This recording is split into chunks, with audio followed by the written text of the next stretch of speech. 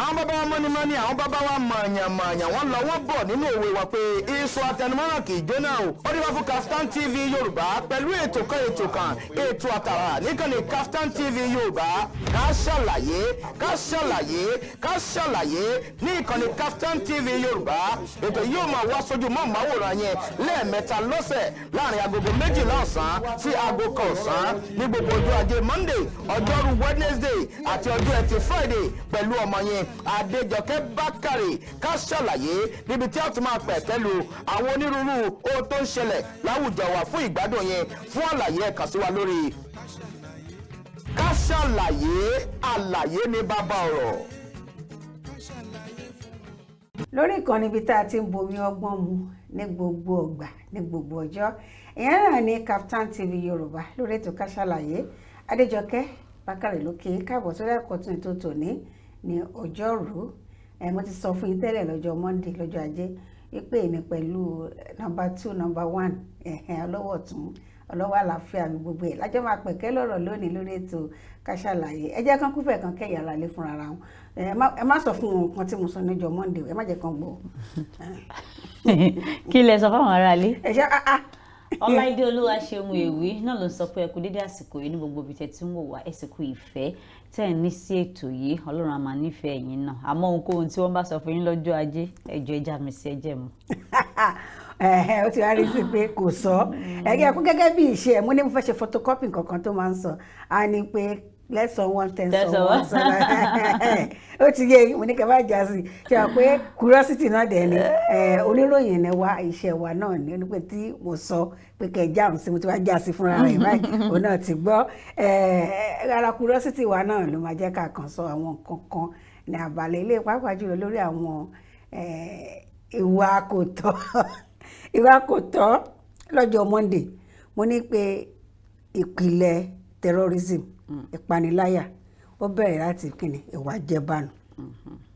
ṣàfẹ́sọpọ̀ náà ló fà á tó fi di pé àwọn òṣìṣẹ́ ń pèrò pé àwọn kú wọ́n ń pèrọ̀rọ̀ páwọn kú wọ́n ń parọ́ páwọn kú kán lè gba owó ìfẹ̀yìntì wọn. eléyìí ò ń ṣe ọ̀rọ̀ corruption ká fi ọ̀rọ̀ ṣèrò ara wa wò. àìmọye ìgbà Nàìjíríà yìí náà lèmi àti yín wà tí àwọn òṣìṣẹ́ ti máa ń sunkún tí wọ́n ti máa ń ké bòsí tó ti máa ń ké gbàjarì pé àwọn ò rí owó fẹ̀yìntì àwọn. orílẹ̀-èdè Nàìjíríà yìí lèmi àti yín wà níbi tí a máa rí wípé àwọn òṣìṣẹ́ àwọn bàbá arúgbó kùjẹ́kùjẹ́ tí wọ́n máa tò sí orí line for long hours àtòtò tán tí wọ́n lórí pé a fẹ́ gba owó fẹ̀yìntì ebi ń pa wọ́n táwọn ọmọ ẹlòmíì news ti jáde lórí ẹ̀ wípé ẹlòmíì nínú àwọn tó kù ẹlòmíì kú ó ṣubú níbi tó tò sí yẹn ọ̀pọ̀lọpọ̀ gbà ní ìròyìn jáde wípé àwọn òṣìṣẹ́ fẹ̀yìntì wọ́n kú látàrí pé wọn ò rówó fẹ̀yìntì gbà náà nígbà tí àwọn èèyàn bá ń ṣiṣẹ́ tẹ́ bá wá ń yọ lára owó oṣù wọn wípé ẹ máa bá wọn tọ́jú ẹ̀ tó bá ti dìgbà tẹ́ bá ti fẹ̀yìntì o ẹ máa fún yín ní owó oṣù yín o tí owó yẹn tún wá di iṣẹ́ tó tún wá di wàhálà tó di ọ̀rọ̀ láti rí gbà ẹ wá ní kí àwọn èèyàn má máa parọ́ wípé àwọn ti kú kán lè rí owó yẹn gbà. wọ́n parọ́ wọ́n dọ́gbọ́n sí i. so wọ́n parọ́ that's not mi ṣe àtìlẹ́yìn wípé ẹ máa gbọ́ mi ṣe àtìlẹ́yìn wípé nǹkan parọ́ wípé àwọn kú kán tó rí owó wọn gbà ṣùgbọ́n kí ìjọba fúnra ara wọn kí wọ́n jókòó kí wọ́n ronú àwọn National Pension Commission Nigeria kí wọ́n jókòó kí wọ́n ronú ìdí tí àwọn mọ̀lẹ́bí àwọn òṣìṣẹ́ yìí tí wọ́n fi ń fèkì pé wọ́n ti kú àbí tí ẹlòmíì fúnra rẹ̀ tó fi ń sọ pé ẹ bá mi kéde wípé òun ti kú kóun lè rí owó gbà tí wọ́n bá ti rí reason tí àwọn mìíràn fi ń ṣe bẹ́ẹ̀ tí wọ́n dẹ̀ ti gbé ìgbésẹ̀ tó tọ́ láti máa rí wípé owó oṣù àwọn òṣìṣẹ́ fẹ̀yìntì wọn ò fi àjẹ wọn kò ní sí gbogbo wípé à ń parọ́ gbowó corruption ló débẹ̀ bẹ́ẹ̀ ni àwọn èèyàn á ṣiṣẹ́ wọn á làágùn ẹ máa bá wọn tọ́jú owó kán lè rí fi fẹ̀yìntì nígbà tó bá dìgbà tó bá yẹ kí wọ́n máa rówó òun jẹ àwọn kan máa fowó yẹn wọ́n máa fi ṣe fàlà wọ́n máa fi ṣe fòlù wọ́n máa fi ṣe fàájì wọ́n máa lọ kó sí fixed deposit wọ́n máa yí di interest fún ẹ wá ní kó má parọ́ ogun wọn kú so support ẹ̀ ṣùgbọ́n kí àwọn tó wà ní ìdí National Pension Commission kí wọ́n gbégbèsè then wọ́n sọ pé gbogbo ẹ̀yin tẹ̀ ń parọ́ wípé ẹ kú àbẹ́yìn tẹ̀ ń parọ́ wípé mọ̀lẹ́bí yín kú torí kẹ́ lè rówó fẹ̀yìntì wọn gbà wọ́n ní immediately tó máa ti kéde wípé òṣìṣẹ́ kan kú báyìí àwọn máa ní kí wọ́n close RSA account and that's retired savings account kí wọ́n close ẹ̀ so tó máa ti close báńkì yẹn kò sí pé mọ̀lẹ́bí ọ̀kan ó ń rí owó gbà so wọ́n á bẹ̀rẹ̀ due process láti mọ̀ pé lóòótọ́ ẹni èkó bóyá nígbà míì gan wọ́n máa ní kẹ́ máa lọ sí mọ́ṣúárì wọ́n máa fẹ́ rí òkú ẹni yẹn tó bá ti sọ pé ìgbà yẹn kọ́ tó bá ti sọ pé wọ́n máa ní kán wú òkú ẹ̀ láti wá ṣọ́ pé kó ṣe DNA pé yes ẹni yìí ni. ṣe rí ọ̀rọ̀ tó wà lẹ́ ọlọ́rọ̀ burúkú pẹ̀lú tẹ̀rín ṣùgbọ́n ìfẹ́ lè kalẹ̀ pọ́n lójú àwọn làwọn fi ń gbóbẹ̀ bóyá ìlọgbọ́n tán dá sí pé ńgbà tó wà ní ayé tí yà ń jẹun tówó sì wà níbi kan tó wọ̀ rí gbà kókó fẹ́ kan pé rọ́rọ́ kó ń parọ́ pọ́ǹkú kókó kó lè bọ́ sí ní lọ́wọ́ gbogbo ayé tó ń bá jẹ́ kókó fẹ́ kan jẹ́ kó ń jẹ ọgbọ̀n kọ́mọ tó jogún owó tí ó jẹ́ pé òun làágùn ṣe ṣùgbọ́n ẹ má gbàgbé kinní kan àwọn pensioner tá à ń sọ yàrá náà ti fìgbà kan jẹ́ òṣìṣẹ́ ìjọba rí àwọn kan náà ti wà lábẹ́ wọn tó jẹ́ pé pensioner ni wọ́n tí wọ́n rí owó wọn gbà lákòókò wọ́n ní àlọ́ ń lọ àbọ̀ ń bọ̀ pé ibikíbi tó ní kálukú wa bá wà ẹ jẹ́ ká ṣiṣẹ́ wa ní ọ̀kúnkúndùn ká má ṣe pé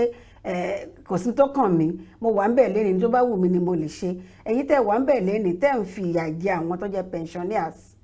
ṣé àwọn afẹ́rò pé àwọn tí wọ́n fi ìyà jẹ yìí kì í ṣe gbogbo wọn o àwọn náà ti gapá lé àwọn pensioners kan lórí nígbà táwọn náà nílò owó wọn ìyẹn náà bá láti tì yín àtẹ̀gbọ́ pé ńgbà kan ọ̀kan ilé ìfowópamọ́ kan kò sínú ìròyìn nǹkan tí a rí ni tọ́lọ́gbẹ̀ni ọ̀pọ̀ pàpàdánù iṣẹ́ oníṣẹ́ nílé ìfowópamọ́ kan ni kan lára àwọn generals wọ́n máa ń san owó pension wọn náà síbẹ̀ ó wá mú check ó wá ní àǹfààní sí pé owó wọn ti jáde fúnra rẹ̀ ó wá mú check yẹn lọ bá general yẹn nílé retired general nínú iṣẹ́ ológun lẹ́ni ó mú ìwé yẹn lọ bá a nílé ẹni ó dúpẹ́ lọ́wọ́ ẹ̀ ó ṣe kinní kan ohun tí mo sọ ti pẹ́ ó ti tó bí 15 years or almost 20 years ago ó ṣe òkúta ẹ̀dá kárí ọmọ ọ̀dọ̀ rere bó dẹ̀ ṣe lọ tán ó gba ọkùnrin pé kò gba check yẹn lọ́wọ́ dẹ̀ dúpẹ́ lọ́wọ́ ẹ̀ bó dẹ̀ ṣe lọ tán dẹ̀ pé ọ̀gá báńkì pé ṣé bẹ́ẹ̀ ṣe ń ṣe leléyìí ni kí ni ìdí tọmọkùnrin fi mọ́wọ́ ìlọlé ara ọgbọ́n pé à ń wá ojútùú sí pé bóyá tí n bá lọ kí n gbójú rere bóyá fún mi ní recommendation àbí kankan ẹ̀yin ọ̀rẹ́yìn wọ́n sáàkì ẹ̀ níbi iṣẹ́ torí ìgbésẹ̀ tó gbé yẹn kò tọ́ ẹlòmíì bóyá tá à ń sọ yìí sẹ́lẹ̀ mí náà ti ń lò láti gbé gbèsè bóyá bí iṣẹ́ ilẹ̀ wà tẹ́ ẹ ti ń gbọ́ nǹkan tá à ń sọ yìí ni ẹ fetí kọ ẹ kò lẹ́tọ̀ọ́ láti lọ mú chẹ́ẹ̀kì pension ní àbánilé kípò tó wù kó lè wà àyàfi tó bá yẹ pé ó kọ ìwé sí iléeṣẹ́ báǹkì tẹ́ ẹ ti ń ṣiṣẹ́ ipe kan bá ń rányàn kó bá ń mú wálé kó tí ẹ lé mọ̀ ń bá káǹtì ẹ wà ń bẹ̀ ń bá máa kírẹ́dìtì àkáǹtì ẹ ni tó yẹn ní a ní pé ká kọ́ fi tora wa létí ní abala tẹ́lẹ̀ ẹ máa gbàgbé o títí ọjọ́ Sunday kọ́ bẹ́ẹ̀ ni ọjọ́ Sunday ní ọjọ́ 28 oṣù kẹjọ yìí à ń gbà ládùúrà pé dídùn lọ́sàn máa so bóyá kó tó dọjọ́ Sunday ìjọba tó ní 60,000 péré ló máa fi kówó professor òun á fi 30 kún ti àwọn olùkọ́ wa tó yọ wà ní ìpele tó kéré jù bóyá wọ́n á ti ronú pìwàdà torí lẹ́yìn tó ṣe pàdé yìí àwọn ASUU wọ́n ní kó ní kálukú lọ sí ẹkùn ẹ̀ zone by zone bẹ́ẹ̀ ni kọ́ lọ ṣe pàdé so lẹ́yìn ìgbà yẹn náà ṣe máa wá mọ̀ bóyá wọ́n ṣe máa ṣe pàdé àpapọ̀ ní ọjọ́ Sunday 28 ló dẹ̀ máa pé oṣù kan tí wọ́n fi kún ìyanṣẹ́lódì tí wọ́n ṣe lọ́wọ́ ṣùgbọ́n láti ìpínlẹ̀ bóyá Kaduna àwọn sọ wípé total strike ni àwọn tẹ̀ jáde wọ́n ti sọ títí wọn ṣùgbọ́n àyè ń retí àbájáde ti ẹkùn ti ibi àbáníkà bá bàbá wa Aṣírù láti Èkó sọ̀rọ̀ ṣùgbọ́n àwọn pé ọwọ́ wọn kún lọ́wọ́ tán wà nínú tá a fi lè gbé wọn wá sí orí afẹ́fẹ́ kan bá wa sọ̀rọ̀ ní ráńpẹ́ ayékalẹ̀ lágbára tá a bá padà dé ká ṣàlàyé ó ṣì ń tẹ̀síwájú fún ìgbádùn ẹ̀yin ará ilé ẹ máa bá wa bọ̀.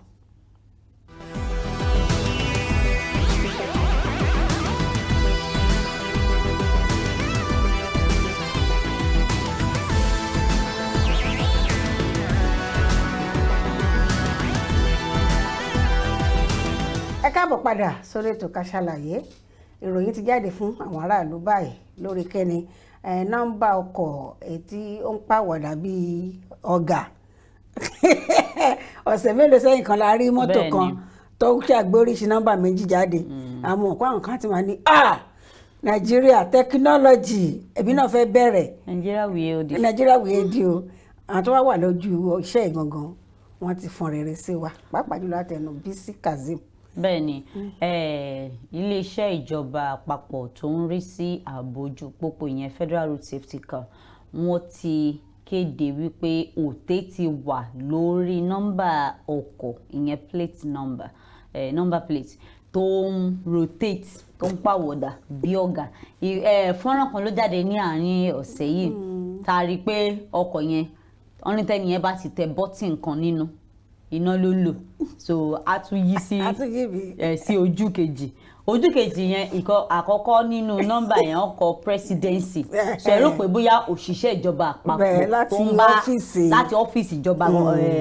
ààrẹ Muhammadu Buhari gangan ní presidency nọ́mbà wà ń bẹ ìbàdàn tún tẹ nọ́mbà lọ́tún tẹ ọlọ́dọ̀mọ tó tẹ nínú ọkọ̀ yẹn náà ó tún gbé wá sí nọ́mbà plate ti àwọn ọkọ̀ tó ń lò lórílẹ̀‐èdè yìí so ẹni tó wá jẹ́ Bisi Kazeem assistant corps marshal Bisi Kazeem tí wá sọ wípé wọ́n ti fòfin dé then assistant corps marshal Dauda Abiu ti sọ wípé àwọn ti bẹ̀rẹ̀ ìwádìí lórí nọ́mbà yẹn wọ́n ní pé torí pé FRS ò ṣe nọ́mbà kankan tó jọ bẹ́ẹ̀ èèyàn mọ́tò kan ọkọ̀ kan nọ́mbà kan ni kò sí pé ọkọ̀ ẹyọ kan ó ń lo nọ́mbà méjì so wọ́n ní wípé ìwà ọ̀daràn ni àkọ́kọ́ ìwà ọ̀daràn ni kì í ṣe FRS ló ṣe so ó ti ní ọwọ́ kan àbòsí inú bóyá ó ti ní iléeṣẹ́ kan tó ti ń ṣe àwọn báyẹn so wọ́n dẹ̀ ní wípé wọ́n ti bẹ̀rẹ̀ sí ní wá ṣe ìwádìí lórí ẹ̀ wọ́n lè sọ wípé ẹnikẹ́ni tí wọ́n bá tún rí tó bá lórú nọ́mbà ìdámọ̀ ọkọ̀ bẹ́ẹ̀ àti òun àti ọkọ̀ àbí tó jọ àti òun àti ọkọ̀ ẹ̀ wọ́n máa fi mú dánrin òfin so kò jẹ́ bó ṣe jẹ́ o torí àwọn kan ti nígbà tí nọ́mbà yẹn jáde àwọn kan ti sọ pé I want something like that I want something like that ní mo ti ní online láwọn kan sọ pé I want something like that me too I want something like that kíákíá ni wọ́n sọ wípé gbogbo ẹni tẹ́ bá sọ wípé you want something like that you want something like that kó má yẹ pé wọ́n ti yẹn ẹ̀wọ̀n lẹ wọ́n ti yẹ torí wípé kò bá òfin ọkọ̀ kan nọ́mbà kan tí wọ́n ti bẹ̀rẹ̀ wádìí lórí ẹ̀. wọ́n lọ sẹ́wọ̀n correctional center ni wọ́n lọ tún wọn ṣe wọ́n lọ tún wọn yẹ̀ wò wọ́n ní pé procure 316 operational vehicles for Federal Road Safety ìjọba àpapọ̀ ló ti bá wọn ra mọ́tò tó máa fi máa ṣiṣẹ́ káàkiri fáwọn FRS Ọlọ́run ràn wọ́n lọ́wọ́ bọ́yẹn tẹ̀síwájú tó ti ń gbìyànjú lárugẹ ẹ̀ṣá máa tó padà sọ́rọ̀ léèwé ara ìṣètò ààbò gbogbo ẹ̀ náà lára ìṣètò ààbò náà nìyẹn o torí pé irú ẹni báyẹn ẹ ti mọ̀ pọ̀ ọ̀daràn ni tí tó bá ti ń lọ síbì kan tó ti fẹ́ lọ ṣẹ́ ńlá ibì kan ó máa yí sí nọ́mbà kan tó bá ti bọ́ síbì kan á tún bọ́ sí ó lè má jẹ ẹyọ kan yẹn. ó tún ní sùúrù tẹ̀ má nìjẹ́ ó lè má jọ ọ̀daràn náà ṣé wọn pé àwọn nǹkan kan yẹn ọ̀pọ̀ nǹkan wọ̀ tẹ́ pé ohun tó máa ń wù wọ́n nìyẹn flash ló máa ń wù wọ́n. flash ní kí ẹ máa lọ nọ́mbà méjì fún mọ́tò kan. tí bá wọ pákàn ní pé èmi náà wà ń bẹ̀ kọ́ ni pé èmi ni mo kọ́kọ́ ṣe é èmi ní kinní kan ló gbà lára ọ̀pọ̀lọpọ̀. mo ti lẹ́yìn tó sọ fún mi pé bó ṣe wà yìí o kíni tán TikTok tẹ́bẹ́rẹ́ bá gbàlagbà tó ṣe TikTok. ọ̀pọ̀lọpọ̀ máa ń gbàlagbà lórí. ẹni tó ṣe síbẹ̀ kò ṣe sọ síta àgbàlagbà tó ṣe sí èmi náà lè ṣe ẹlòmíì lè ṣe èèyàn máa wo déédéé ibi tó wà kó fún mọ nǹkan tó máa sọ nǹkan tó bá yẹn ṣe kò mọ pọlọ dání ká sò tọrọ èyí la máa fi lọ sí tó ṣẹlẹ̀ ní láàrin America United States of America àti United States of Nigeria USN ní Nigeria adúpẹ́ lọ́wọ́ Ọlọ́run pé àwọn abiyamọ kan wà abiyamọ tó tọ́ ni wọ́n kì í ṣe àwọn tó jẹ́ pé ńgbà tán wà lọ ilé ayé wọ́n kàn kó gbogbo wọ́n kàn ná gbogbo ẹ̀ lọ yàlàyàlà ni lára ìtọ́jú àti bàbá wa Abacha tó ṣe ó bá tọ́jú owó kan pamọ́ sí òkè òkun Amẹ́ríkà bẹ́ẹ̀ lè pé ní lut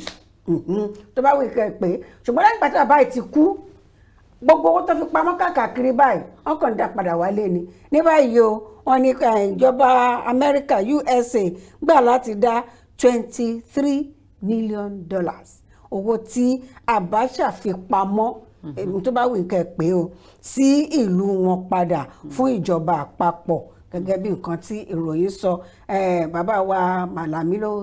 ló tún yáyà rọ̀. ẹ ó làbúrò máa fowó pamọ́ nígbà tá nídìí owó láti ṣe ọ̀pọ̀lọpọ̀. nígbà yẹn ẹni máa yín gbà yẹn náà nígbà tí ṣe wọn amáyédẹrùn. owó pọ̀nbí náà ni kò fẹ́ kán kò jẹ. wọn fẹ́ kọ́ kó jẹ wọn lè fi ṣe wọn amáyédẹrùn tó máa mú aládẹ ìlú. ní tẹ̀lé náà ń ṣe gbà yẹn. ọ̀rọ̀ yín ti yé mi ìròyìn jáde wípé orílẹ̀-èdè Nàìjíríà àti orílẹ̀-èdè United States wọ́n ti tọwọ́ bọ̀wé àdéhùn wípé $23 million tí olóògbé Sani Abacha tí wọ́n lọ fi pamọ́ wípé wọ́n máa dá padà wá sí orílẹ̀-èdè yìí, wọ́n máa repatriate wá sí orílẹ̀-èdè Nàìjíríà. So ẹni tó dẹ̀ tọwọ́ bọ̀wé àdéhùn yẹn ní orúkọ ìjọba àpapọ̀ ilẹ̀ Nàìjíríà, òun náà ni mínísítà fún ètò òfin láti Abubakar Malami. Òun àti aṣojú ilẹ̀ Amẹ́ríkà sí Nàìjíríà, arábìnrin Mary Beth Leonard, ni wọ́n jọ pawọ́pọ̀ sọ wípé àtọwọ́bọ ìwé òfin wípé owó yẹn wọ́n máa dá padà wá sí orílẹ̀-èdè Nàìjíríà. Tábà wá pé ọjọ́ ti pẹ́ tí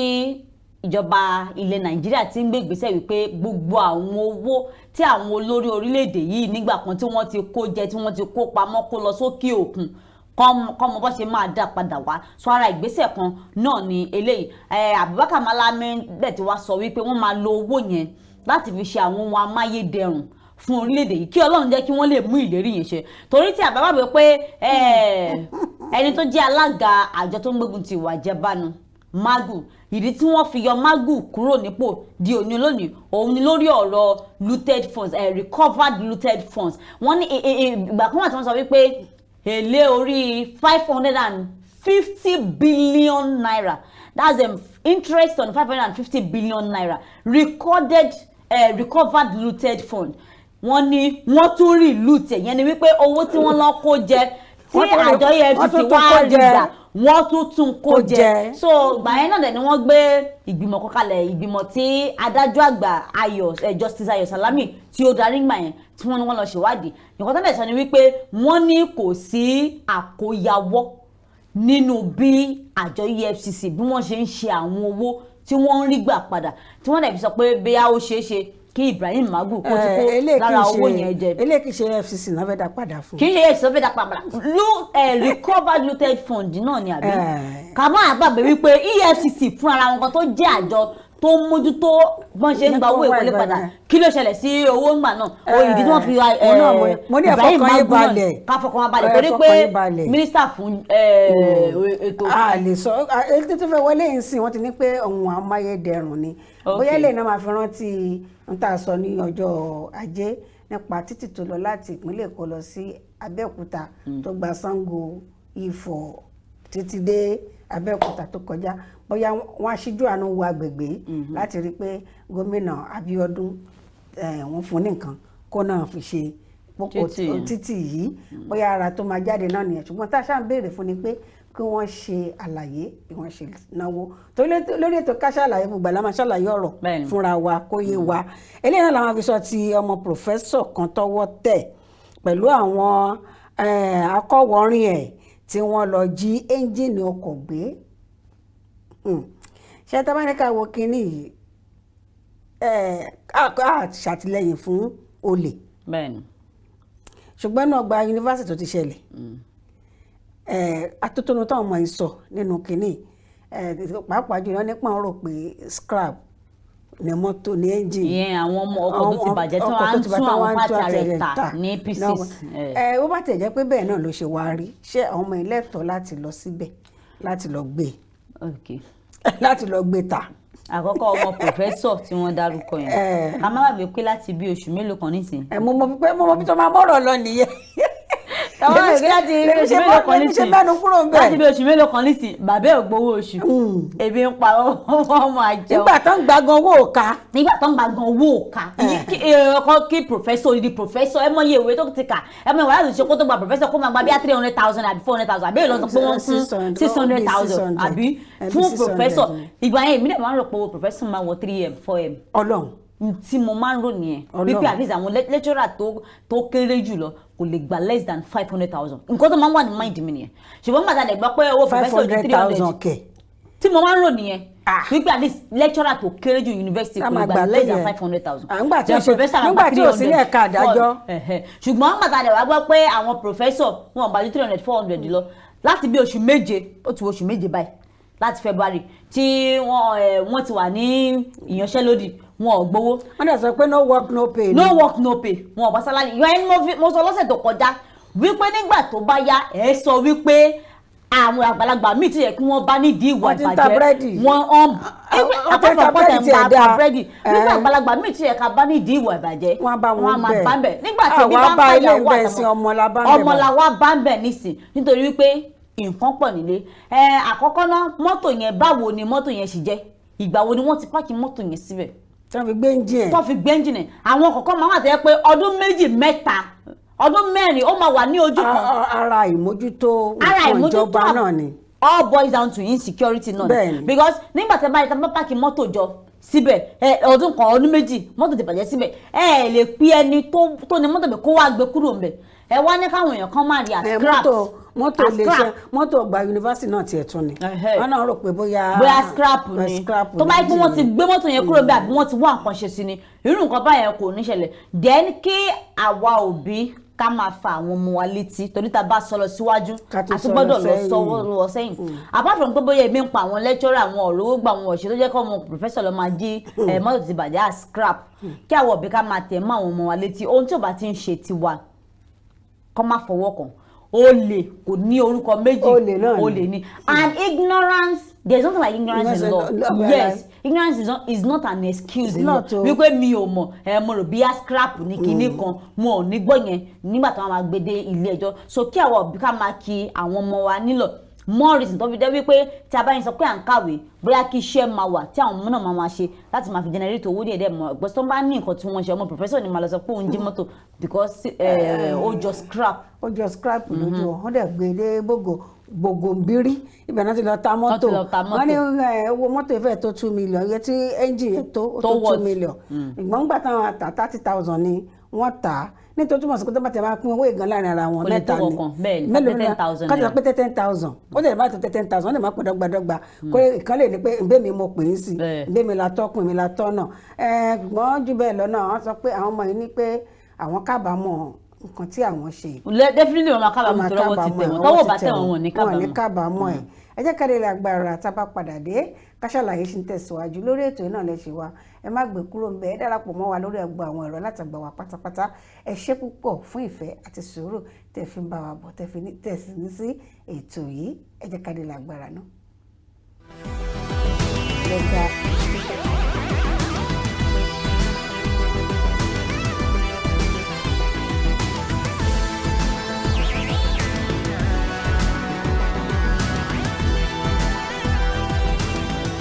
láti bí ọjọ́ karùndínlógún oṣù tá a wà ní kíní kan tó ń pè ní saga ẹ̀wọ̀n ọ̀rọ̀ tó ti ta káàkiri tabaralé tabaroko pàápàá jùlọ bo ẹnu àtẹ́lù ìgbésẹ̀ tí ìjọba àpapọ̀ ń gbé lórí àwọn ọmọ wa tó wà ní United Arab Emirates UAE wọ́n ní pé wọn àkọ́bí ara sí wọn wọ́n fìyà jẹ wọ́n ìyẹn nìkan tá a fẹ́ pẹ̀kẹ́lẹ́ wọ́n ní pé ètò ìlà àwọn tí wọ́n ṣàlàyé bá ìjọba ti ṣàlàyé wípé kì í ṣe páwọn òkọ̀bí ara sí wọn pé ètò ìlànà láti gba ìwé òfin ìrìnnà àti òmíràn ló ń dá kíkó ọmọ orílẹ̀-èdè Nàìjíríà padà wálé dúró. bẹ́ẹ̀ni láti on the 15 August òun náà ni ìròyìn ti ń jáde wípé àwọn ọkọ̀ wọn fẹ́ evacuate wọn ìgbà wo 300 ọmọ Nàìjíríà 300 ni wọ́n sọ wípé níjọba ilẹ̀ United Arab Emirates sọ wípé yá ó ti tó ìgbé àfẹ́wé kì wá ṣọmọ Nàìjíríà nìkan o Africans bí ìpé kéèyàn sọ pé òun fẹ́ ṣe mo fẹ́ gbálé mo fẹ́ gbàtà mo fẹ́ ṣe àfọ̀mọ́ gbogbo ìdọ̀tí tó wà mẹ́ mo fẹ́ kó jáde so gbogbo àwọn ọmọ orílẹ̀-èdè mìíràn tó wá sí ilẹ̀ United Arab Emirates tó jẹ́ wípé ẹlòmíì ó ti gbé kọjá iye ọdún tó yẹ kó lò passport ẹlòmíì ti sọnù visa tẹlòmíì fi wọlé kò bí ó ti expire nàbí kò bófin mu ẹlòmíì especially àwọn ọmọdé wọn ò ní proper documentation so ẹlòmíì wọ́n sọ wípé ó tún worst débi pé ẹlòmíì ti gbàgbé orúkọ tó fi originally wọ orílẹ̀-èdè nígbà tó ti overstay so then ẹlòmíì ti ní ó ti wùwà ọ̀daràn kan ó ti ní ẹjọ́ jẹ́ pẹ̀lú àwọn ọlọ́pàá ẹni tó bá ti kọjá ìgbà tó yẹ kó lò náà ìwà ọ̀daràn ni different cases báyẹn ni wọ́n fi sọ wípé yá a ní ìbá bíi ọmọ Nàìjíríà 300 tí wọ́n fẹ́ kó kúrò láti ìgbà yẹn náà ni wọ́n dẹ̀ sọ pé wọ́n ti hold wọn down sí Alawi Immigration Center ní United Arab Emirates ní Dubai ń bẹ now àwọn ọmọ fídíò kan jáde tó jẹ́ pé ọ̀pọ̀lọpọ̀ wọn jókòó síta pẹ̀lú báàgì ẹrù gbogbo ẹ̀ wọ́n ṣàjókòó síbẹ̀ ẹlòmíì tó ń fi kíní bojú báyìí kò fẹ́ kán rójú so àwọn ọmọ Nàìjíríà wa ń sọ wípé nǹkan tíjọba ń ṣe ò dáa wípé wọ́n ti pa wọ́n ti tẹ̀lé wípé wọ́n ti lé wọn jáde wọ́n ti dà wọ́n síta ìjọba wa ń sọ nísìnyí Ministry of Foreign Affairs Ministry wa ń sọ nísìnyí pé kì í ṣe pé àwọn fi wọ́n sílẹ̀ pé kí wọ́n máa dájọ́ sí ìlú yẹn o wọ́n ní ó ní àwọn ìlànà àátọ̀ kan kó tó di wípé wọ́n máa lè kó wọn kúrò ní orílẹ̀-èdè yẹn so ẹlòmíràn tí ó ti àwọn tó overstay ṣe mọ̀ pé wọ́n ní pé ẹlòmíràn máa san $10,000 for overstay fine tó máa san wípé ó ti lò ju ọdún tó yẹ kó lò lọ ẹni tí ò bá wá san ìjọba ilẹ̀ Dubai ready láti sọ wípé òkè má san ṣùgbọ́n fún odidi ọdún 10 ò ní wọ ilẹ̀ Dubai eégún ò ní ṣẹ́ ní ilẹ̀ Dubai so gbogbo àwọn irú nǹkan báyẹn ìjọba ń wá ọ̀nà tí wọ́n fi máa wave irú nǹkan báyẹn ni wọ́n á sọ pé kì í ṣe pé bóyá àwọn fi wọ́n sílẹ̀ o dẹ̀yìn tàbí lábẹ́ pé nígbà náà ni Àbíkẹ́ Dábírí Eréwà tó jẹ́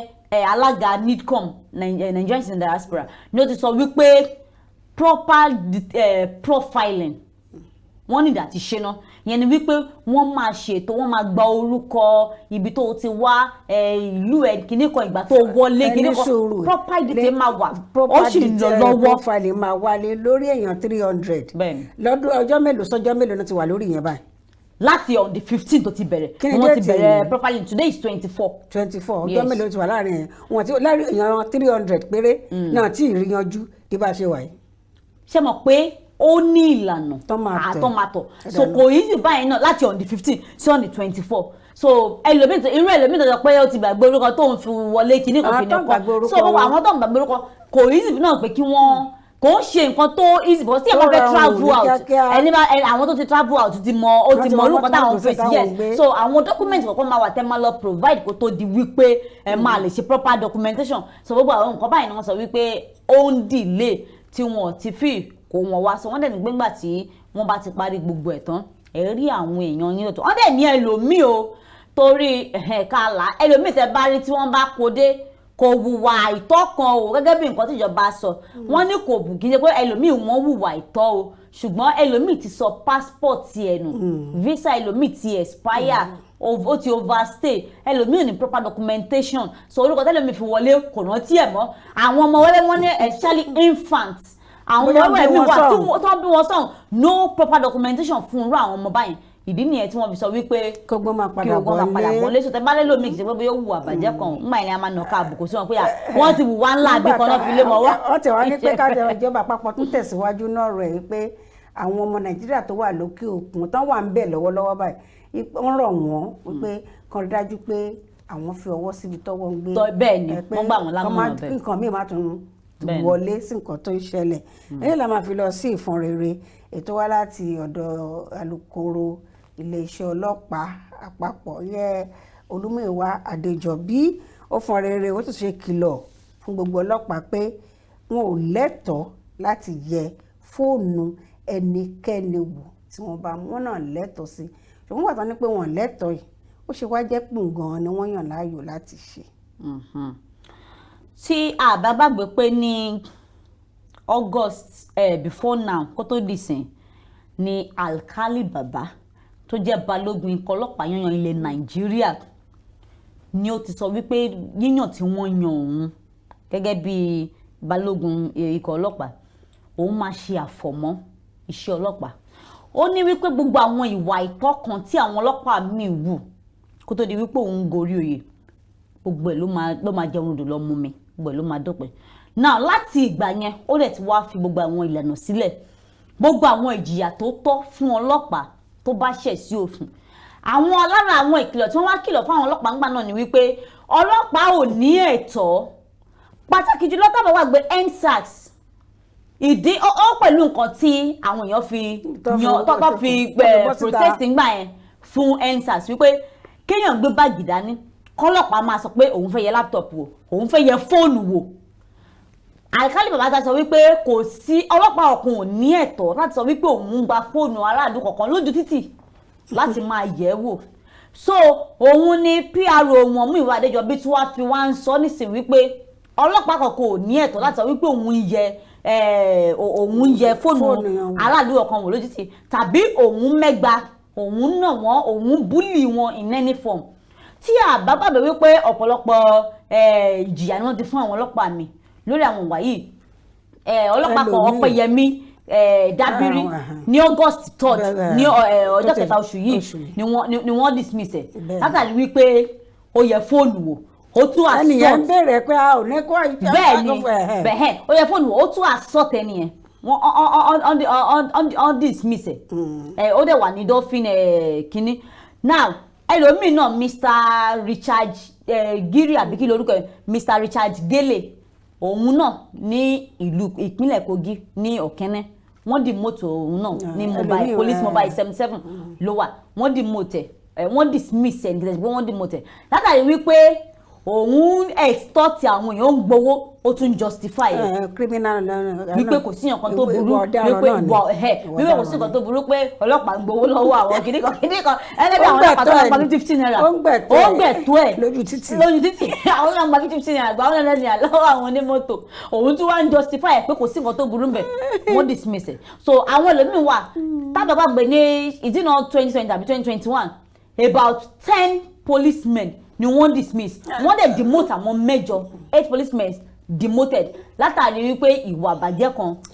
nínú ọdún ìgbọ̀n ọdún ni wọ́n tún wá ń sàn tó tọ́nà àárín yẹn fìdí ẹ̀ múlẹ̀ dáadáa torí ńgbà tán béèrè lọ́tún lọ́sì kò sẹ́ni tó sọ fún wa ṣùgbọ́n àwọn tọ́rọ̀ kàn wọ́n sọ pé wọ́n ti lé àwọn kúrò níbi iṣẹ́ látàrí pé wọ́n fẹ́ fi ẹ̀hónú hàn nínú ọdún yìí nínú oṣù kẹta ọdún yìí òun ni wọ́n ní pé àwọn bíi mẹ́jọ àbí mẹ́sàn-án ni wọ́n ní pé kán lọ rọ́kúnlé níbi iṣẹ́ ọlọ́pàá lára nǹkan láfikún nǹkan tí ìyá yìí sọ bí ẹ̀ṣẹ̀ wọn bá ṣe tó ní ìjìyà wọn ṣe wà àwọn míì wọ́n máa fún wọn ní ìjìyà pé suspension fúngbà díẹ̀ èmi wọn á ní pé ọ̀gbẹ́ni ò ti bójú iṣẹ́ ọlọ́pàá lójú jẹ́ wàá gbaṣọ lọ́rùn ẹ̀ ìmí kẹrẹ bóyá wà ní nọ́mbà 7 ni wọ́n lè gbé wá sí nọ́mbà 5 wọ́n máa demote nípele ni ìjìyà yìí wà fún wọn tó wáá yà mí lẹ́nu bẹ́ẹ̀ ni pé láti ọjọ́ ẹ̀ tí àwọn ọlọ́pàá ti ń hùwà báyìí pẹ̀lú nǹkan tí Múyìwá sọ yìí ó ní pé gbogbo nǹkan tí ìgbésẹ̀ táwọn ń gbé ó wà nínú àfi ọlọ́pàá tí ò bá gba police college kọjá ọ̀nà wọn ti kọ́ wọn ní gbogbo ẹ̀ wọ́n ti fún wọn ní òfin àti ìlànà tó ń dùn tó mọ̀ pé ìyàrá lẹ́yìn máa rò ó ní pé ńgbà tó yẹ pé gbogbo wọn àfẹni tí ò bá labẹ̀ kọjá tó bá ti gba ilé ìwé kọjá kò dẹ̀ sẹ́ni tí ò ní gbàbẹ̀ kọjá tó bá fẹ́ ṣe ọlọ́pàá. a lè sọ ẹlòmíì ó lè má gbàbẹ̀ a lè sọ tí ò bá gbàbẹ̀ kọjá tó wá jẹ́ pé ó ṣiṣẹ́ ọlọ́pàá tó jẹ́ pé gbogbo wọn náà dẹ̀ mọ̀ nǹkan tó àtàwọn ọ̀gá tó ti lọ tó ti jẹ́ IG kọjá tó ti jẹ́ PRO kọjá gbogbo náà gba kiri kọjá gbogbo ìwà yìí dẹ̀ ń ṣẹlẹ̀ wọ́n dẹ̀ ń gbójú sẹ́gbẹ̀ẹ́ kan tó fi di paráàlú gbé aráàlú wá fi dìde pé ẹ gbọ́dọ̀ fòpin sí ìwà rádaràdà yìí. ọ̀pọ̀lọpọ̀ àwọn ọ̀gá náà fún ara wọn iṣẹ́ ọwọ́ wọn ò mọ́ ìkan nínú àwọn police IG tó kú lẹ́nu ọjọ́ mẹ́ta yìí ìdí tí wọ́n ṣàfihàn lóye òun ni money laundering òun tó gbaṣẹ́ lọ́wọ́ ẹ̀ ó kù díẹ̀ kó rìtáyà ó kù díẹ̀ kó fẹ̀yìntì òun ni wọ́n gbaṣẹ́ lẹ̀ lórí pé làṣírí ẹ̀ tú so nígbà irú àwọn yẹn bá àwọn fún ara wọn ìwà ọ̀daràn wà lọ́wọ́ wọn báwo ni wọ́n ṣe wá fẹ́ control àwọn tó wà lẹ́yìn wọn tèmi assistant police inspector kọ́ ni ó wà ní Kuje prison lórí pé drug and funny enough nínú picture tí mo rí wàdúmẹ̀ ta sọ ní last week wípé kidnapping kingpin ṣe mọ̀ wípé nínú picture tí wọ́n ya fọ́tò ní tóun dìmú gẹ́gẹ́ bí ọ̀daràn òun fàrẹ̀ tó dìmú gẹ́gẹ́ bí àwọn méjì tó pàdé ní Kuje prison ẹ wá ní kí irú àwọn yẹn kí àwọn ọlọ́pàá tó wà lábẹ́ wọn káwọn náà máa gba 20 naira lẹ́gbẹ̀ẹ́ títì so kí la wá sọ ok 100 naira. mo ti sọ ọlọ́pàá yẹ o ti upgrade. wọ́n upgrade kankan wọ́n gba 50 naira wọ́n gba 20 naira àgbẹ̀ manager náà tán sọ fúnra wọn nìyẹn ṣé máa san gbogbo ìgbà ẹni tó bá fẹ́ já mi ń tàn mọ́. ló já mi 15 naira. tó bá fẹ́ já mi tó bá pérò ni mò ń pa tẹ́ bá wá sí ìpínlẹ̀ Èkó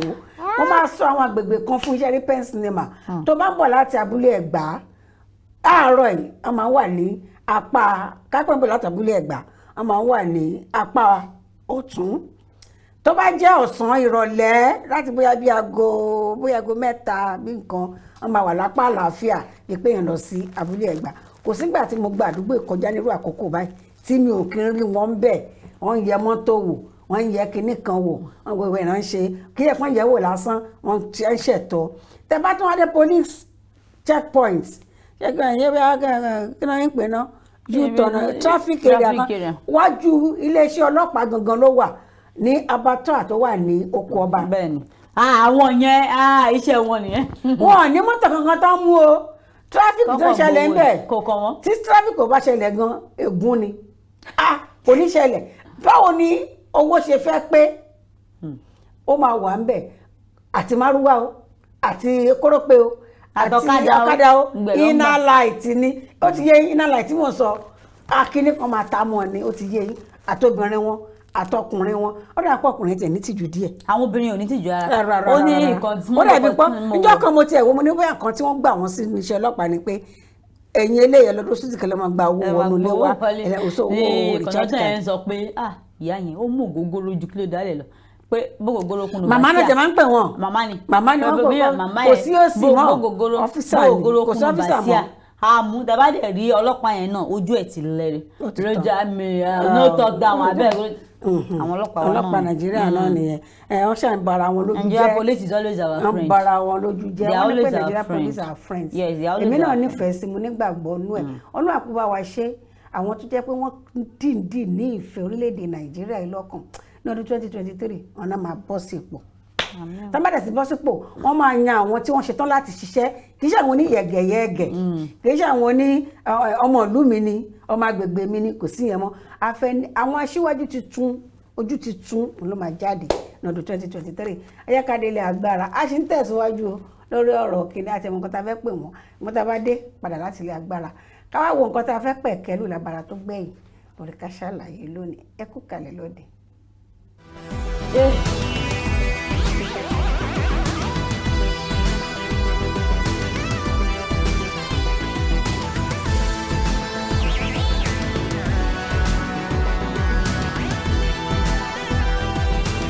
Ọ̀rọ̀ lórí àwọn ọmọ orílẹ̀-èdè Nàìjíríà tí ìjọba àpapọ̀ ń gbìyànjú láti kó padà sí ìlú wa láti Dubai wọn la fẹ́ pẹ̀kẹ́lù ní ìpele tá a wà yìí ibi tá a fẹ́ gbà wọlé síbẹ̀ ni pé ìgbé ayé àwọn ọmọ Nàìjíríà tí ó ń padà bọ̀ wálé láti òkè òkun kan náà ṣáà ní Dubai ìgbé ayé tí ó máa gbé tí wọ́n bá dé wọ́n ní tí ò tó náà sọ pé wọ́n tí ò sí náà ní kò tó pín bó ṣe wù kó mọ ohun tó wà nílẹ̀ náà ó tún ṣe pín bó ṣe wù kó mọ nígbà tó bá dé sìn bó ṣe jẹ́ pé gẹ́gẹ́ bí nǹkan ti rọ̀ wá pé kẹ́ má fojú burúkú wò wọ́n ẹ má fojú burúkú wò nílé sí wọn kì í ṣolè wọn kì í ṣọ̀daràn ohun tó fà á ló jẹ́ kó padà sí ilé wọn ní bí ilé bá dùn ṣé wọn á sá lọ sókè òkun nígbà tí wọn á tó dókè òkun sìn ọ̀hún tó wá di burú báyìí wọ́n padà bọ̀ Nàìjíríà ṣógun léde la fẹ́ pè wọ́n ni àbí wàhálà lé wọn dé wọ̀bílà wàhálà lé wọn dé àbí kàdàrà lé wọn dé. kì í ṣe ogun ló lé wọn dé àwọn eléyìí ń ṣe ogun lé ń dé ìjọba ilẹ̀ Dubai ló lé wọn dé látàrí pé gèdè wá tún ṣe pé ìjọba ilẹ̀ Dubai náà ló déédéé lé wọn báyẹn látàrí àwọn kùdìẹ̀kudiẹ kan àti àwọn ìwà ìbàjẹ́ kan òun ló jẹ́ kí wọ́n lé wọn wá sí orílẹ̀-èdè Nàìjíríà tó bá jẹ́ wípé orílẹ̀-èdè ti wà níbí ó tura ó dẹrùn fún wa tíṣẹ́ wà tó wó wà tó ń jẹ́ wà tí ò sí ìpànìyàn lénìí ìpànìyàn lọ́la kò ní sí ẹni tó máa ronú wípé àwọn fẹ́ lọ sí mo fẹ́ lọ sí Amẹ́ríkà mo fẹ́ lọ sí UK mo fẹ́ lọ sí Dubai kò ní sí yẹn pàápàá Dubai because àwọn ọmọ Dubai mélòó lẹ́bí ní Nàìjíríà tó sọ pé àwọn wá síbi àwọn wá fẹ́ gbé ọmọ Amẹ́ríkà ọmọ United Kingdom mélòó lẹ́yìn tó máa sọ pé àwọn fẹ́ wá sí Nàìjíríà àfi tó bá fẹ́ ṣe research bó ṣùgbọ́n wọ́n sọ pé àwọn wá greener pasture wá sí ilẹ̀ wa níbí kò jọ nítorí wípé ọ̀dọ̀ wọn tù wọ́n lára ó dẹrùn nǹkan lè má ṣì rí bá wa ṣe ń rò báyẹn náà torí kò sí orílẹ̀-èdè tí ò máa fèsì tọ̀dọ̀ ẹ̀ ṣùgbọ́n ká máa sọ wípé ó sì bẹ́tà níbẹ̀ yẹn ìdí tí àwọn ọmọ orílẹ̀ Nàìjíríà tí wọ́n fi sọ pé àwọn lọ so tó bá jẹ́ pé ìjọba ilẹ̀ Nàìjíríà náà ṣe nǹkan tó tọ́ tí wọ́n mú ayé dẹrùn fún àwọn ènìyàn ni àwọn ẹni yìí tí wọ́n sọ wípé wọ́n ṣe ń dá padà nísìn wọn ò ní lọ in the first place tó bá máa lọ á jẹ́ pé bóyá wọ́n fẹ́ lọ ṣiṣẹ́ wọ́n fẹ́ lọ ṣe research because tí ẹ̀ka ètò ẹ̀kọ́ wa tó nígbà kan tí ẹ̀ka ètò ẹ̀kọ́ wa gan bá da àní sọ pé a fẹ́ lọ kàwé lọ tí iṣẹ́ bá wà àní sọ pé à ń wáṣẹ́ lọ sí ọ̀hún so kì í ṣe pé bóyá ogun ló lé wọn dé ìjọba Dubai ló lé wọn dé látàrí wípé bóyá wọ́n fẹ́ fọ ìlú wọn mọ́ dẹ́n tó bá jẹ́ wípé ìlú ti wá dáa kò ní sí pé bóyá wọ́n lé àwọn kan lọ wọ́n lé àwọn kan lọ. ẹ jẹ́ ká wá wò báyìí tí wọ́n bá padà dé nǹkan tó lé wọn lọ lọ́nà tó ń dà fẹ́ lé wọn padà báyìí kí ni nǹkan tí ó yẹ kí a máa kàn ti pèsè sílẹ̀ kíní láti ọ̀dọ̀ ìjọba yà pé nǹkan tó ń ṣẹlẹ̀ náà ló jẹ́ kan sáré lọ sàn wọ́n wá ń dá wọn padà bọ̀ báyìí àwọn tó ń bọ̀ ń lé ìkíní ìtìjú ọmọ pé ẹlòmíì bóyá ń sìn gbà tó ti dán tó bá yẹ pé owó tówó lọ́wọ́ ẹ̀ ni ètí visa tó fi expire mọ́ lọ́wọ́ àti wá bó ṣe máa ṣe mí lọ́hùn nítorí túmọ̀ sí pé iṣẹ́ tó ń ṣe lọ́ǹgọ̀ kò tó kò ká náà ni ká tún di ọ̀rọ̀ kòwò náà ni àbí tó bá padà dé Nàìjíríà ìkíní ibo ló ti fẹ́ bẹ̀rẹ̀ àbí ibo la rò pé ó yẹ kó ti bẹ̀rẹ̀ láti ọ̀dọ̀ tiẹ̀ àtàwọn ẹbí àtijọba. Àkọ́kọ́ náà ọ̀pọ̀lọpọ̀ àwọn tí wọ́n lọ tẹ́lẹ̀ ẹni tó bá mọ nǹkan tó ń ṣe nínú wọn ẹlòmíì ti máa ń ní owó tó ti máa ń sẹ́ǹdì sílé tó ti máa ń bá fi tá nǹkan lẹ̀ example nǹkan tí mo sọ yìí òun ni fọ́nrán kan tí mo rí ní àná òde yìí ní orí Instagram bọ̀bọ́ yẹn wọ́n ní he has been very hardworking ní Dubai kan náà ni so ó wá padà wálé láàrin ọ̀sẹ̀ yìí ó wá pé kóun wá wo nǹkan tí owó tóun ń sẹ́ǹdì sílé tí wọ́n bá fi ṣe tẹ́ bá rí ilé tí wọ́n ti bá a dè mọ́lẹ̀ àwọn èèyàn lórí comment section yẹn wọ́n ń ṣe àdúrà fún family ẹ̀ fáwọn èèyàn yẹn wípé this man has very good family members tẹ́ bá rí ilé tí wọ́n bá dè mọ́lẹ̀ kí ajé kú kalẹ̀ mábù ní everywhere so irú yẹn báyẹn bọ̀bọ́ yẹn dé báyìí bó ṣe dúró síwájú ilé yẹn níta gbangba ó kúnlẹ̀ ó ní thank you Jesus wọ́n kọ síbẹ̀ pé thank you ó gbé sókè báyìí ó tún sáré wọlé báàgì cross bag tó lò ó kọ̀ ju báàgì yẹn ó jù sílẹ̀ ó sọ ọ́nù síta báyìí ó sáré wọlé sáré lọ dìmọ́ ìyàwó dìmọ́ ìyá ẹ̀ gbogbo wọn kì í ó tún kúnlẹ̀ nínú ilé náà sọ pé thank you Jesus irú àwọn èèyàn báyìí tí wọ́n bá wà fortunate enough wípé wọ́n ti ṣiṣẹ́ ní Dubai wọ́n dẹ̀ ti send owó sílẹ̀ tí wọ́n bá ní mọ̀lẹ́bí gidi wọ́n rí ibi dé sí apart from gbogbo ya irú ẹni báyẹn tí wọ́n ti bá de ilé tó báyẹn mọ́lẹ̀ definitely business gan ti wà ńlẹ̀ ìyàwó tó ń send owó sí ti ní standard business orí ìyàwó yẹn pé ọmọ tó ń ṣe ìyàwó àti ìyá ni àti ìyá wọ́n ṣò nínú òkè nìyẹn so ó dì mọ́ ìyàwó yẹn èmi kò kà lọ́wọ́ kan ká lè rí mi rí fọ́nrán ẹ̀ wò wọ́n fídíò yẹn mi mọ̀ bẹ́ẹ̀ mo tẹ̀ wá sèbẹ̀ ó dì mọ́ ìyàwó ẹ̀ gan tó dì mọ́ tí ìyàwó yẹn náà wá ń ké ìyá yẹn náà ó sì thank you Jesus apart from pé ilé ti wà lẹ̀ tó fi lè gbọ́n láti ní ilé tó báyẹn lẹ̀ business gidi gan ti wà nílẹ̀. yóò sí lára àwọn tó ní kó máa bọ̀ nílé. eléyìí yóò sí lára àwọn tó wálé ó kò wálé imagine pé irú yẹn wà ní ara wọn so tí ara àwọn 300 tí wọ́n wà stranded yìí tí wọ́n sọ pé wọ́n bọ̀ yìí tí ẹlòmíràn bá ti ní nǹkan tí ó ti fowó dè mọ́lẹ̀ tó ní mọ̀lẹ́bí gidi tó sẹ́ndowó kò kéré tó bá wálé kò sí ìtìjú kankan níbẹ̀. náà ẹ sọ̀rọ̀ nípa ti visa pé visa expire kìíní kan part of the reason tí àwọn ọmọ Nàìjíríà fi ń pariwo lé ìjọba ilẹ̀ Nàìjíríà wípé wọ́n neglect àwọn people yẹn for the fact wípé ọ̀pọ̀lọpọ̀ àwọn kì í ṣe ní kí n ṣàná tí àwọn èèyàn ti máa ń pariwo ní online àwọn ọmọ Nàìjíríà tó wà ní abroad tó wà ní US tó wà ní UK tó máa ń pariwo pé nǹkan tí àwọn Nigeria embassy ní ọ̀hún tí wọ́n fojú àwọn ọmọ Nàìjíríà rí kò dáa wọ́n fi wọ́n pawó ni ọ̀pọ̀lọpọ̀ documentation tó ti yẹ kẹ́lòmíì ṣe ẹlòmíì wọ́n sọ pé passport tiẹ̀ sọnù visa ẹ̀ expire ọ̀pọ̀lọpọ̀ documentation tó ṣe sọ pé wọ́n ṣe ń ṣe properly ni ọmọ Nàìjíríà mi ti máa gbé ìgbésẹ̀ for long tó ti máa lọ tí wọn ò ní dá lóhùn nígbà tí gbogbo ẹ̀ wá bàjẹ́ tán ní ìsìnlẹ̀ ṣe àwọn mọ̀ pé wọ́n fẹ́ ṣe proper documentation wọ́n fẹ́ ṣe detailing legal process kan ló ń delay wọn nǹkan tí àwọn aṣojú ilẹ̀ Nàìjíríà àwọn embassy Nigerian embassies in most of these states tí wọ́n ṣe fún àwọn Nàìjíríà kò wá òkè ìdí tí ọ̀pọ̀lọpọ̀ wọn tí wọ́n fi ní ìṣòro tí wọ́n nílé ni so tí àwọn ọmọ àkọ́kọ́ àwọn ọmọ Nàìjíríà fúnra wọn tí wọ́n bá torí wọ́n bá pé ọ̀pọ̀lọpọ̀ wọn tí wọ́n send owó sílẹ̀ tí wọ́n dẹ̀ ní mọ̀lẹ́bí gidi tó ń bá wọn fowó de nǹkan mọ́lẹ̀ wọ́n máa rí ibi dé sí wọ́n dẹ̀ máa rí owó bá ìyẹn àkọ́kọ́ ẹ̀kejì ni wípé wọ́n á rówó dé bá tí wọ́n bá ní mọ̀lẹ́bí gidi tí àwọn fúnra wọn dẹ̀ ní savings culture tí wọ́n ní owó nínú àkáǹtì wọn bí apart from account ní Dubai tó bá ní Nigerian account tí owó wà ńbẹ̀. tẹ́ pé kì í ṣe pé fi ATM sílẹ̀ fẹ́yàn Nàìjíríà kó wọ́n bá yín lọ gbà á. tí wọ́n secure ẹlòmíì máa ń dìde open account tó máa sọ pé project account tí ò ní ATM fún wọn kọ́ máa ṣe bẹ̀ tó bá gbọ́n tó pọ̀lọpọ̀ nínú wọn náà 300 stranded Nigerians yìí tó bá nírú ẹ̀ wọ́n máa ní ìdébá kò ní sí ìtìjú kankan níbẹ̀ then kí ìjọba Nàìjíríà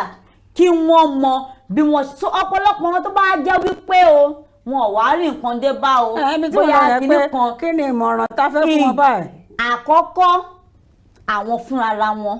òye ti máa yé wọn nísìnyí pé tíyàn bá wà ní ilẹ̀ àjòjì àjò lè dàbí ilé tó bá sọ pé o lọ sí ìdálẹ̀ tó lọ ń ṣiṣẹ́ kan ó gbọ́dọ̀ máa wà nínú ọpọlọ wípé mo gbọ́dọ̀ máa save owó anything can happen at any time then ìjọba Nàìjíríà fara wọn gbọ́dọ̀ fún ọ gbọ́dọ̀ ràn wọ́n lọ́wọ́ láti wípé àwọn ọ̀pọ̀lọpọ̀ tó dé yìí nísìn there should be nǹkan tá a máa ṣe fún wọn bóyá fún wọn ní grant fún wọn ní loan to start a business. àwọn tó wá láti Libya kí máa ṣe fún wọn. tó bá jẹ́ wípé wọn ò rí nǹkan kan dé bá ká má wá pé nígbà tí ní 2020 Lagos State Government fún àwọn xenophobia victims tó ń dé padà wọ́n fún wọn ní about 319 tí ẹ̀kọ́ ni wọ́n fún wọn ní 20,000 naira. Àwọn ti Ukraine about 450 tó ń pọ́n dé ní Ukraine federal government fún wọn ní 48,000 naira. wọ́n gbìyànjú bẹ́ẹ̀ kí ni ìjọba àpapọ̀ fílẹ̀. ìjọba àpapọ̀ fún wọn ní 48,000 naira àwọn tó ń kó dé láti Ukraine so pé to ameliorate their suffering. now ọ̀fẹ́ náà kú dé plane ọ̀fẹ́ náà bá dé. plane ọ̀fẹ́ náà bá dé èmi ò wá ní fẹ́ kí ìjọba máa fún wọn ní 20,000 fún wọn ní 48,000 tó bá ti dé àkọ́kọ́ kí wọ́n ṣe ìdánilẹ́kọ̀ọ́ because ẹlòmíì wọ́n máa find it difficult to be integrated into the society. so iṣẹ́ ni tó dé látàwọn nìkan àbí látọ̀dọ̀ Boko Haram nìkan wọ́n ti wà níta wọ́n ti kẹ́rù síta ẹlòmíì fọwọ́ bojú ìtìjú yẹn wọ́n gbọ́dọ̀ kọ́ sit wọn down kí wọ́n fún wọn ní therapy náà so they should erase that ìtìjú tí wọ́n lè ní kúrò ní ọpọlọ wọn wípé ó dé bá yín lè nìyẹn ẹ̀ jálè ẹ̀ ṣe ọkọ ẹ̀ tó dẹ̀ ní police case náà kí wọ́n tó bá ti fi lè settle ẹ̀ fún ok kí wọ́n advice ẹ̀ bí wọ́n máa fún therapy nìkan advice ẹ̀ ìwà àbàjẹ́ tó wù níbẹ̀ má ti ṣe mọ́ kínní kan kọ́kọ́ fún wọn ní therapy yẹn náà psychologically kí wọ́n renew mind wọn psychologically then after tó máa ṣe gbogbo yẹn kí àwọn family wọn náà help wọn òun ti lọ Dubai látọdún yìí ní sí àlékókò ẹ òun náà ni wọ́n ti lé ẹ báyìí ọ̀pọ̀lọpọ̀ nǹkan tó máa jẹ́ kí ẹlòmíì kó máa tijú tó máa jẹ́ kí ẹlòmíì pògùsù tó máa jẹ́ kí ẹlòmíì lọ tara bọ̀ ní ìwà ìbàjẹ́ tó yẹ kí wọ́n tara bọ̀ ní because ọ̀pọ̀lọpọ̀ àwọn tó ti ń jayé foreign tí wọ́n wá rìn nǹkan dé bá jayé foreign yes tí wọ́n wá rìn nǹkan dé bá tó bá padà wá sí Nàìjíríà tí wọ́n ò dẹ̀ rí necessary help tí wọ́n need crime máa pọ̀ yes crime máa pọ̀ because èmi tí mo ti ń ya chicken jẹ tí mo ti ń jẹ kinní kan tó wá padà lórí rẹ̀ wá sí Nàìjíríà padà lọ́hùn chicken dínwó lọ́hùn apple dínwó lọ́hùn everything dínwó lọ́hùn wọ́n gbádùn lọ́hùn no matter bó ṣe lè wọ́ọ̀sì tó kò lè wọ́ọ̀sì bí ti Nàìjíríà wọ́n jẹun dáadáa bó bá fẹ́ ra apple ẹ̀yọ̀kan Nàìjíríà sí ètò ògbọ́njúmọ̀ yẹ apple tí ògbọ́njúmọ̀ yẹ 150 ṣé 200 150 naira ọ̀kan ta 150 èyí tí ò wà ókè òun náà mo tí ògbọ́njúmọ̀ yẹ so tíjọba bá ti ṣe gbogbo yẹn tó ti fún wọn ní therapy tó ti renew mind wọn kíjọba wá fún wọn kí ni wọ́n ń ṣe tẹ́lẹ̀ irú iṣẹ́ wo ni wọ́n ń ṣe ẹlòmíì ní masters lọ́wọ́ bẹ́ẹ̀ni irú iṣẹ́ wo ni wọ́n ń ṣe nígbà tó wà lọ́hùn pàápàá iṣẹ́ ọwọ́ wo ni wọ́n ní kó o tó lọ sí ilẹ̀ Dubai nígbà tó délẹ̀ Dubai ṣíṣe ọwọ́ yẹn náà ló ṣì ń ṣe kí wọ́n mọ bó ṣe máa help ẹ̀ in that regard ṣé wọ́n ń lọ léèwé ni ṣé àwọn òbí ẹ rí owó sponsor ẹ fún iléèwé àbí wọn ló ń ṣiṣẹ́ ló tún sponsor ara ẹ fún ìwé kí ìjọba béèrè ní wọ́n máa segregate their needs kán mọ irú iṣẹ́ tó ń ṣe ẹni tó bá nídìí loan nu wọn láti start business kọ́ fún ní business orientation wọ́n dẹ̀ fún ní mentor tó máa ṣe fún wọn lóhùn báyìí. ìjọba lè gbé gbèsè tó help these people tá a bá fẹ́ jẹ́ ó dẹ̀ pẹ́ end money wà. èmi ọmọ end money o. mo béèrè ní. èmi náà dá padà fún yín sí pé mi ọmọ end money so kí ìjọba bí ìjọba ṣe lè help wọn tí wọn bá fẹ́ jẹ́ kí crime kó tún pọ̀ dé ọ̀pọ̀lọpọ̀ ohun tó padà yìí within 6 months tó máa padà lọ́sàn ẹlòmíì máa lọ tún visa ṣe wọ́n máa tẹ́ visa ṣe that is tí ọ̀pọ̀lọpọ̀ ohun tó ti overstay tí wọ́n bá rí $10,000 wọ́n san tàbí tí wọ́n bá dé rí san ẹni tí wọ́n bá wá rí san tí ìjọba àpapọ̀ bá mọ bí wọ́n ṣe máa pẹ̀tù sí ìjọba ilẹ̀ Dubai nínú wípé ẹjọ́ o 10 years by yẹn ti pọ̀ jù tí wọ́n bá yìí máa ṣe ọ̀pọ̀lọpọ̀ wọn máa padà that's Dubai ilẹ̀ bẹ́ẹ̀ ilẹ̀ máa gbọ́ ẹlòmíràn wọn máa padà so nǹkan tíjọba lè ṣe nìyẹn ṣùgbọ́n káwa èèyàn wọn ká má nà ká àbùkù sí wọn àwọn kókó rẹ̀ látọ̀dún tó ti lọ sí ilẹ̀ Dubai nípa wọ́n lé ọ padà náà ni. àwọn èèyàn wá sì bàjẹ́ ẹnu wọn ẹni tó ń jẹ ti bí wọn bí ò bá ti rí jẹ mọ́ wọ́n máa bẹ̀rẹ̀ sí sọ̀kan mí ni àtàrà àdúgbò gan tó ní akẹ́ ọ̀rárá ilé ẹ̀ ńgbà tó ọmọ ẹ̀ wà lọ́n fún wa ṣakọ òun náà lè orí nǹkan mú dé bó ṣe lọ lọ́sẹ̀ wá bí LLB bó ṣe lọ ló ṣe bọ̀. kíní kan náà máa bẹ̀rẹ̀ sí sọ ẹ jẹ́ kí a máa ro ti ara wa mọ́ tẹlòmíràn nígbà mìíràn torí pé bóníkálukú ṣe ronú ọ̀tọ̀ọ̀tọ̀ ni ṣé ẹ máa ń sọ kíní kan pé gbogbo akàndúró lójú títì ni àmọ́ tó ní kálukú bò mọ́ra o ariwo hey lásán àti ẹni tó jáde mọ́lẹ̀ tó gbàbẹ̀ lọ torí tó ń rò lọ́kàn fear ti wà lára already yes ìrònú ti kún ara ẹ̀ ara àwọn tó dé láti Dubai náà sí tán bá kó wọn dé wọn tí ì dé wọ́n sì ń ṣe ìwé wọn dáadáa lọ́mọ ìmọ̀ àtòdé ẹlòmíì ti bímọ sọ̀hún ọmọ tán bí sọ̀ngàn ò níwèé. òun infant especially infant lẹ́yìn àtẹnumọ́ nínú bí especially infant no proper documentation no legal documentation tó ní wá bó ṣe fẹ́ ṣe ìwé ẹ̀ àwa lè sọ bóyá. ní ẹ̀mọ̀ kan máa sọ pé citizenship by birth bóyá nǹkan tẹ́lẹ̀ omi gbọ́pọ̀ lé mi. ìyẹn ò bá kò dé Dubai kò dé United Arab Emirates. no tó bá tiẹ̀ débẹ̀ kò sóò lè tẹ́ pé citizenship by birth lóòótọ́ you will still get your documentations done. ó lè jẹ́ bó ṣe dé ọ̀tọ̀ ni bóyá single parent ni bóyá ẹ̀pọ́n ni pé citizenship by birth ó wà ń bẹ̀ ó máa níye ọdún tán máa lò kó tó di pé ìwé yẹn máa jáde fún wọn ó ń ṣẹlẹ̀ káàkiri irúgbà kan sì mo gbọ́ pé Britain gan ti gbèsè kọjá 10 years mo mọ̀ pọ́n gbédé ẹ̀kan sọ pé àrárá o wọ́n dẹ̀ ní kò tó bẹ́ẹ̀ rárá bá ti bímọ báyìí ó ti di kinní ṣùgbọ́n kó tó lè di pé ìwé yẹn máa di pé kinní ó máa lo 10 years wọ́n yẹ́yẹ́ gbogbo yẹn ṣe oríṣiríṣi ní aláwọn èèyàn náà tó máa ṣàlàyé ńgbà mí nǹkan bá máa ní wọ́n dà mí lórí irú ẹ̀dá kan torí Ọlọ́run ibi tí mo jókòó sí kémi kàn wá kó òyìnbó sáàbù mi ní tíì original òyìnbó ni o kì í ṣe òyìnbó pákí o original òyìnbó kí n wọ restaurant wọn kí n jókòó kan dúró sẹ́yìn báyìí kan ní can I take your order tí mo fẹ́ lọ ṣe lọ́hùn nìyẹn orílẹ̀-èdè Nàìjíríà náà dùn àbí ṣé kò dùn ni. ó dùn tíjọba bá ṣe nǹkan tó yẹ kó ṣe àwọn máa ṣe tó dáa gbogbo náà ti gbé gbèsè gbogbo àti gbé gbèsè pé kí àsọ Nàìjíríà náà di ìlú tó máa dàbí Dubai torí tá a bá máa wò bí 30 years ago 40 years ago bó ní Dubai ta ló gbọ́ Dubai ẹ rò ó ṣùgbọ́n àwọn adarí kan bọ́ síbẹ̀ ní àkókò náà wọ́n sì dìde pé ó tó gẹ́. funny enough gbogbo ohun àlùmọ́nì tọ́lọ́run fi bùkún wa lórílẹ̀‐èdè Nàìjíríà Dubai ò ní tourism is what they are hitting from because wọ́n build that their yes wọ́n kọ́ ìlú wọn di tourism yes desert area níbẹ̀ desert ní Dubai Dubai wọ́n kọ́ ìlú wọn di pé ó wá di tán àwọn adarí wa gan àtẹni tó fẹ́ di ààrẹ àtìyàwó ààrẹ ibẹ̀ náà mà fi ṣe lè. ibẹ̀ ni ọdún mẹ́rin ni Adejoke Bakare kan ló máa wá sí Nàìjíríà ní wọ́n bá fẹ́ díje dupò pé àwọn fẹ́ jẹ́ ààrẹ náà máa wá. ọkọ̀ máa ṣọwọ́ látòkè lẹ́kọ̀ọ̀kan ni. borí bá ṣe wọ́n lóore bọ́n bá di ààrẹ wọ́n á dúró bí orí bá takò wọ́n tàn bá débẹ̀ ní tí wọ́n á tún kó àǹgárí wọn wọ́n tún padà lọ ní lẹ́yìn ọdún mẹ́rin wọ́n tún lọ. àtìyàwó ààrẹ gangan ibẹ̀ lónìí lójú ló fi kalẹ̀ sí ọ̀pọ̀lọpọ̀ àwọn èèyàn wọ́n rántí gbà kan táwọn ọ̀rẹ́ mi báyìí nígbà kan ti ẹ̀ ń bẹ̀ mí jọkẹ́jà jọ ṣeré lọ Dubai yà ṣe lọ Dubai mo ní jẹ́ kí mi náà tún wọlé lónìí ńgbà ẹ̀ wọ́n ní bóyá less than 100,000 naira wọn ní nǹkan tó ń sọ. ní ìsìn ẹ̀mọ́ ẹ̀ tẹ́ máa just 2 weeks kíní gan. ikọ̀ ọ̀rẹ́ nìkan ní ó ti wá ló máa rajà kí lọ́rẹ́ mi bẹ̀rẹ̀ tó máa rajà ní Dubai 250,000 naira èmi gan mo tún gbà níyànjú má kó gbogbo owó ìlọ rajà lẹ́ẹ̀kan náà tó bá ti fi ìdajì rajà jẹ́ ká ronú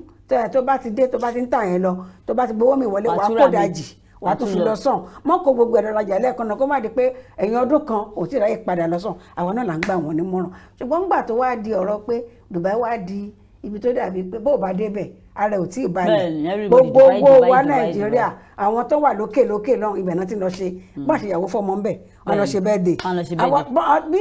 bíyàwó ààrẹ kọ̀ tí ò wálé àwọn ìyàwó gómìnà tó parapọ̀ wọn ti lọ Dubai wọn lọ kí lọ́hùn lọ́ bá ṣe birthday wọn abalẹ jẹ tán wọn máa lọ tún wọn máa lọ bá dùn ní àjò. ibẹ̀ náà mọ Nàìjíríà sì wà ńbẹ̀. mọ ẹ bá bẹ́ẹ̀ dẹ̀ jẹ tán ẹ bá dé láti ẹ̀dẹ̀ yín ẹ̀dẹ̀ yín náà yẹn máa padà bá. gbogbo ọmọ Nàìjíríà náà dẹ̀ wà láwọn náà tẹ́ gbàgbé tó yẹ pé ara wọn náà ń kó bọ̀ nílé látàrí kíni ó dá lórí pé ńgbà tí àwọn ará bíi ti ń la nǹkan ìkọjá tán bá lọ bá kankan lára àwọn ìyàwó gómìnà tó lọ bá ìyàwó ààrẹ ṣe ọjọ́ ìbí ńgbà náà lọ wọn ti ẹ̀ ní dá lóhùn ṣé tẹ̀ máa jẹ́ dọ́dọ̀ wọn máa jẹ́ dọ́dọ̀ wọn ni protocol ni wọn ni jẹ́ kán débẹ̀ ẹ jẹ́ ká ronú orílẹ̀-èdè Nàìjíríà wà náà dùn ó dáa ẹ jẹ́ ká gbìyànjú láti rí pé a ṣe orílẹ̀-èdè wa náà níbi tó jẹ́ pé a di àwòkọ́ṣe ńlá fún gbogbo mùtúmọ̀wà mo ní kan wá sọ́kàn mi lónìí káfí lè kásẹ̀ ètò ńlẹ̀ lónìí mo ní wọ́n sọ ìtàn obìnrin kan nínú Bíbélì Elizabeth ó dà pé nígbà Lúùkù ló wà nígbà tí ẹni tó ti pàtì nígbà tó ń sọ̀rọ̀ yẹn nígbà tí wọ́n ní wọ́n tó mo gbọ́ nínú rédíò ni nígbà tí ẹni á ṣàtótónu ẹ̀ tán kinní kan wá sí mi lọ́kàn pé wọ́n ní gbogbo ẹbí ará ọ̀rẹ́ ló bá ṣe àjọyọ̀ nígbà tán rí i pé ó bímọ ẹni tó yẹ kí wọ́n ti pàtì